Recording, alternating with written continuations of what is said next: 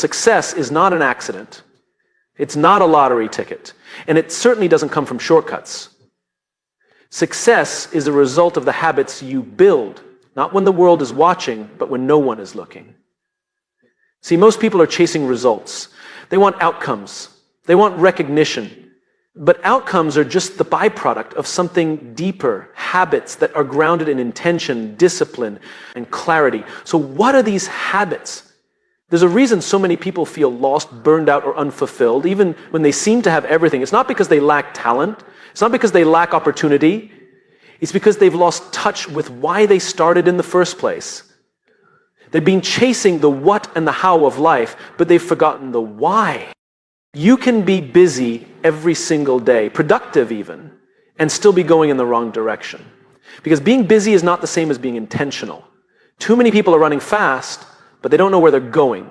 And when you don't know your why, every challenge feels like a burden. Every setback feels like a sign to quit. Every day feels like survival. But when you know your why, when you are connected to a deeper purpose, everything shifts. You stop seeing obstacles as walls. You see them as stepping stones. You stop comparing yourself to others. You realize your journey is unique. You stop chasing approval. You begin living with conviction. The truth is, your why doesn't have to be big. It doesn't have to be flashy. It doesn't need applause. It just needs to be real, honest, something that matters to you. Because that's what gives it power. And the most powerful people in the world, the ones who move us, who inspire us, who lead us, are not always the ones with the most resources or the most talent. They're the ones who are the most grounded in their purpose. They know why they show up. They know who they're doing it for. And they never let the noise of the world drown out the clarity of their calling. Now here's the challenge. Your why will get tested. There will be moments when it feels easier to quit, when comfort tempts you to settle, when doubt makes you question everything. That's when your why becomes your anchor. It reminds you that you're not doing this just for success. You're doing it because something inside you refuses to stay silent. You're doing it because you believe in something bigger than comfort or convenience. You're doing it because you must, not just because you can. Success without purpose is empty. It might impress others, but it won't fulfill you. You'll reach the top and still feel like something's missing. But when your life is rooted in purpose, even the struggles have meaning. Even the setbacks carry lessons. Even the smallest wins feel significant. So ask yourself, not once, but often, why are you doing what you're doing? What is driving you really? Is it fear of failure, or is it love for something greater? Is it just to prove others wrong, or is it to build something that makes others better? You don't need a perfect answer. You just need an honest one. And once you have it, hold on to it. Write it down. Say it out loud. Remind yourself of it daily. Let it guide your decisions, your habits, your energy. Because when your why is strong enough, you'll find the courage to keep going. You'll find the clarity to say no to distractions. You'll find the discipline to do the hard things. And you'll build something that lasts, not just in your career, but in your character. People don't follow what you do, they follow why you do it. And when your life is built on purpose, others feel it. They trust it. They're drawn to it. So don't just chase success, chase significance. And it all begins with a simple, powerful question. Why do you do what you do? Most people think success comes from massive action, dramatic effort, and bursts of intensity. They picture champions training till exhaustion, entrepreneurs working through nights, or artists losing themselves in a frenzy of creativity. That image is romantic, but it's not sustainable. The truth is, success isn't about how hard you work once. It's about how consistently you show up over time. Intensity is seductive. It gives the illusion of progress. It feels heroic. One day of pushing yourself to the limit can feel like you've moved mountains. But the problem is intensity burns out. It's not meant to last. It relies on motivation, energy, and often emotion. And when those run out, as they always do, you're left with nothing to stand on. Consistency, on the other hand, is quiet. It's unglamorous. It doesn't shout, it whispers. But that whisper, repeated day after day, builds momentum. It creates habits. It lays down discipline. And most importantly, it builds trust with yourself and with others. Think of it this way. Anyone can do something extraordinary once. Anyone can eat clean for a day, go to the gym for 2 hours, work hard for a week. But what separates the successful from the rest is what they do when nobody's watching. When motivation is gone, when the results aren't showing yet, when no one is clapping. That's when consistency matters most. Because consistency is a commitment, not a feeling. It says, I will show up, not when I feel like it, but because I said I would. It's a promise you make to yourself. And every time you keep that promise, you build confidence. Not the fake kind that depends on outcomes, but real earned confidence that comes from knowing you did the work, regardless of the weather, your mood, or your circumstance. We often underestimate the power of small actions repeated over time, but they compound. Just like interest in a bank account, small, consistent efforts lead to big returns. 1 page a day turns into a book. 10 push-ups a day turns into strength. 15 minutes of focused work a day turns into mastery. But it's not just about performance, it's about identity. Every time you follow through, you reinforce the belief that you're someone who keeps going, someone who finishes what they start, someone who honors their word. That kind of identity is what builds unstoppable momentum. It becomes who you are, not just what you do. Intensity asks, how much can I do today? Consistency asks, what can I keep doing every day? The difference may seem small, but the long-term impact is massive. The people who achieve lasting success, whether in business, fitness, relationships, or life, aren't the ones who went the hardest once. They're the ones who built systems that made showing up automatic. They removed decision fatigue. They didn't rely on motivation. They relied on discipline. And here's the secret most people overlook. When you commit to consistency, the intensity follows naturally. You don't have to force it. As you build momentum, your capacity grows, your habits become stronger, and over time, what once felt hard becomes your new normal. So instead of asking, how big can I go today, ask, what small thing can I do today and again tomorrow and the next day? That will move me forward. That's how real change happens. That's how mastery is built. Not in a day, not in a flash, but in the quiet, repeated commitment to keep going. Because consistency, not intensity, is what builds greatness. We live in a world designed to steal your attention. Every sound, every vibration in your pocket, every pop-up, every scroll, it's all part of a system that thrives on distraction. And the truth is, your ability to focus has become one of the rarest and most valuable skills in the modern world. If you can discipline your focus, you give yourself an edge that most people will never develop. Focus isn't about simply choosing what to look at. It's about choosing what to ignore. And that's hard. Because every time you sit down to do something important, a dozen other things are calling your name. Notifications, messages, headlines, noise. And if you don't learn to control your focus, something else will control it for you. We often treat attention like it's limitless, but it isn't. Your ability to concentrate is like a muscle. It gets tired, it wears down, and it needs training. And just like any other muscle, if you don't use it intentionally, it weakens. You lose your edge. You find yourself jumping from task to task, from screen to screen, from goal to goal, never going deep enough to do meaningful work. People don't fail because they don't have goals. Most people know what they want. They fail because they can't stay focused on it long enough to see it through.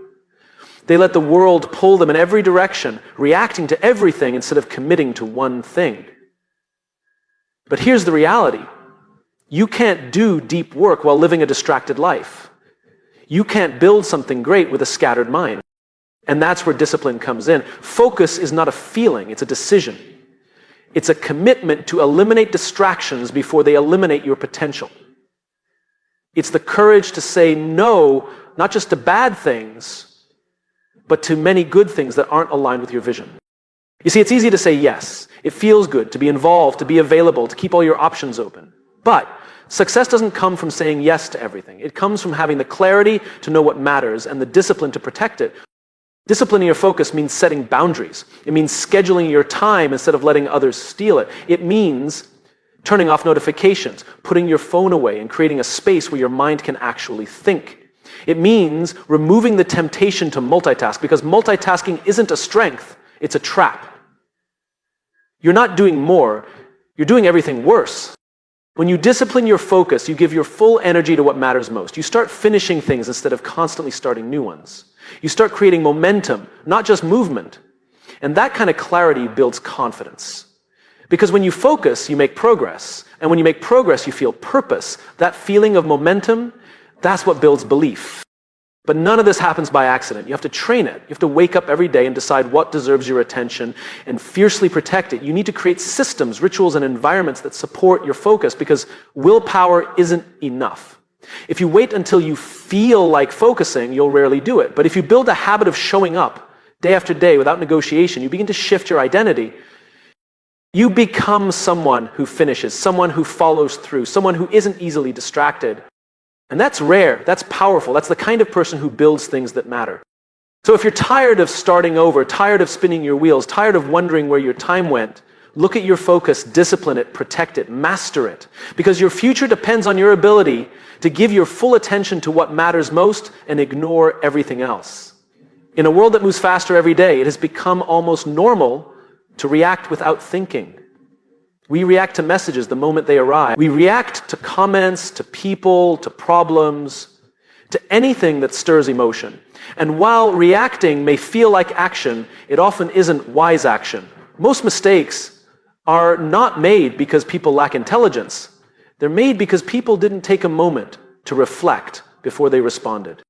The action is immediate, it's instinctive, it comes from the need to protect, to defend, to prove, but reflection is intentional. It's slower, quieter, and far more powerful. It requires patience, and it demands maturity, but it's the difference between repeating a cycle and breaking one.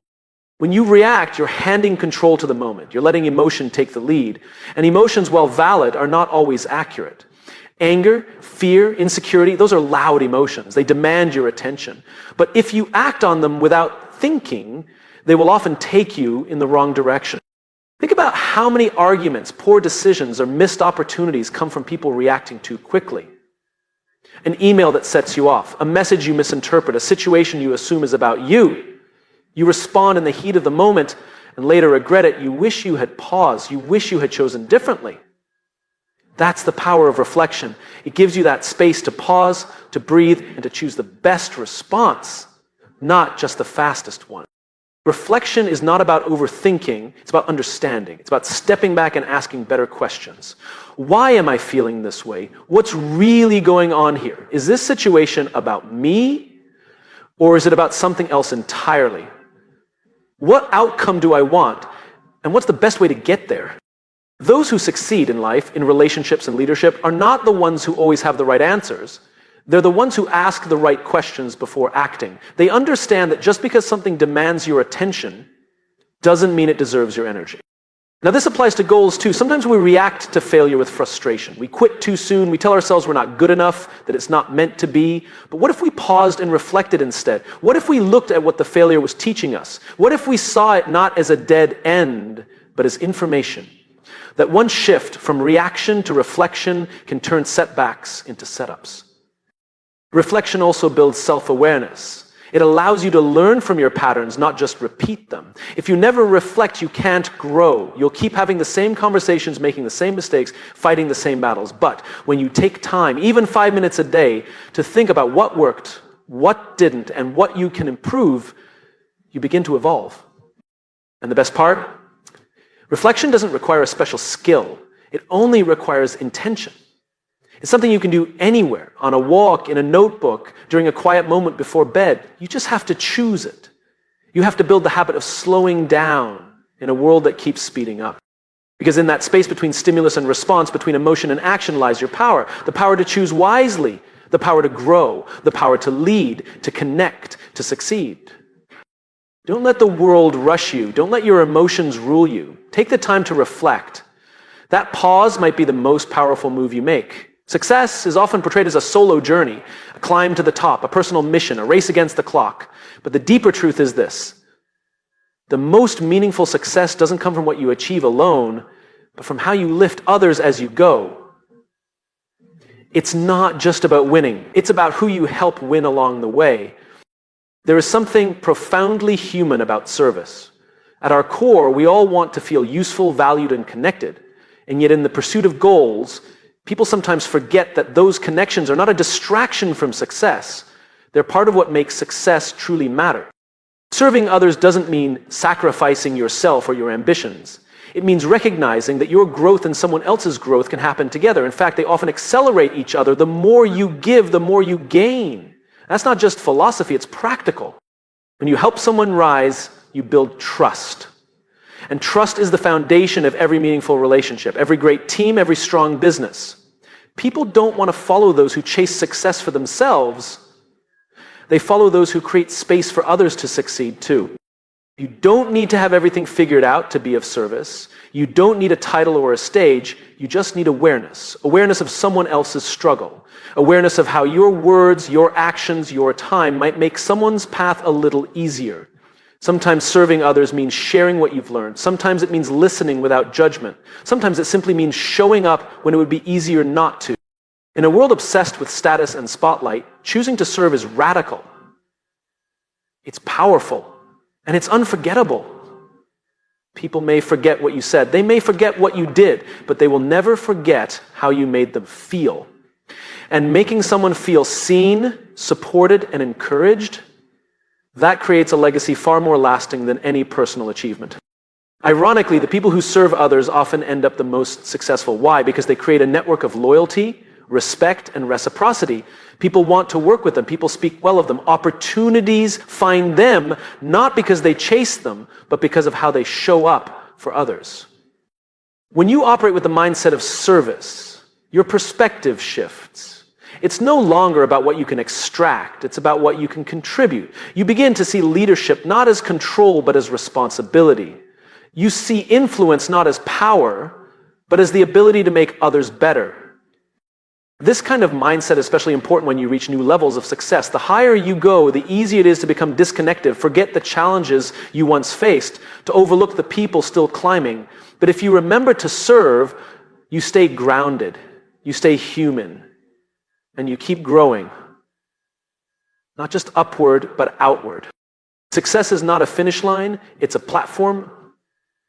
And the question isn't just how high can I go, it's also who can I bring with me?